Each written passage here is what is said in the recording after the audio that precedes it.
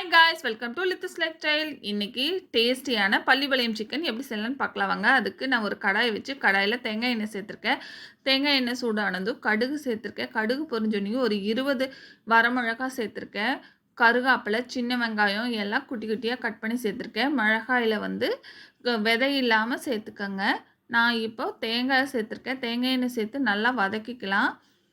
இப்போது நாம் சிக்கன் சேர்த்துக்கலாம். மோஸ்ட்லி இதுக்கு சின்ன பீஸான சிக்கன் எடுத்துக்கோங்க. அப்போ தான் டேஸ்ட்டாக இருக்கும். ஏன்னா நம்ம தண்ணியே சேர்க்காம நல்லா வேக வைக்க போகிறோம். சிக்கனில் இருக்கிற தண்ணியிலேயே, அதுக்காக நம்ம அந்த மாதிரி குட்டி குட்டி பீஸாக எடுத்துக்கலாம்.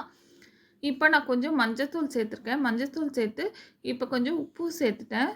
சிக்கனுக்கு தேவையான அளவுக்கு உப்பு சேர்த்து நல்லா மூடி போட்டு வேக வச்சுக்கோங்க. நான் இப்போ ஒரு 10 நிமிஷம் கழிச்சு ஓப்பன் பண்ணிக்கிறேன். பாருங்கள் எவ்வளோ தண்ணி விட்டுருக்குதுன்னு.